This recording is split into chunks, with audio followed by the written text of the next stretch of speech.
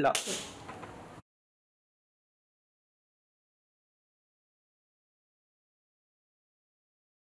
Alors, j'étais venue l'année dernière, mais uniquement à la cérémonie d'ouverture. Et là, c'est un plaisir de découvrir comme une ruche, d'enserrer avec les mouvements des étudiants d'un lieu à l'autre et de voir leur réaction aussi et l'implication de toute l'équipe pédagogique, enseignante et bien entendu des étudiants. Donc c'est un grand plaisir. Puis j'ai aussi plaisir à retrouver les bénévoles et l'équipe de court-circuit, bien sûr.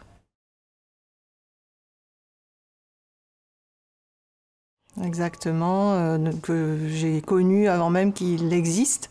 Mais c'était un rêve de Pierre-Alfred Hébrard, le directeur artistique. Et donc j'étais une des premières fans du festival Court-Circuit 66. Ce qui m'a amené l'année dernière à être bénévole pendant le festival et j'ai eu le plaisir et l'honneur que Pierre-Alfred me propose d'en devenir la présidente, voilà, en succédant à Karine Gonzalez.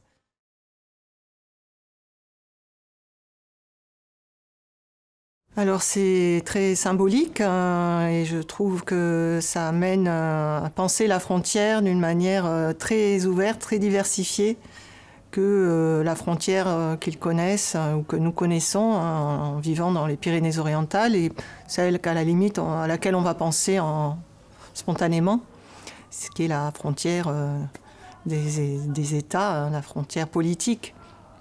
Et je suis particulièrement sensible à cette notion de frontière puisque elle imprègne ma pratique professionnelle en tant que gestalt thérapeute. Et la frontière, c'est le contact, en fait, c'est le point de contact, ce qui se passe entre soi et l'environnement.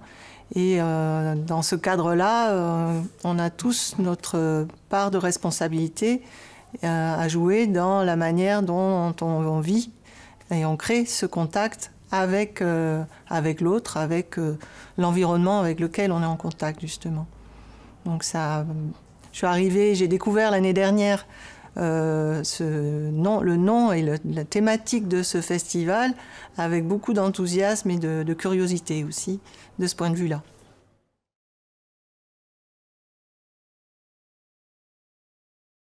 Ah oui, c'est un sujet infini qui se décline sous plein de thématiques et de situations. Voilà, ça pourrait être aussi la frontière orientée corps, justement, par rapport à notre peau qui est notre plus grand principal organe et qui fait frontière entre l'extérieur, et voir la frontière aussi comme un contenant mais qui respire.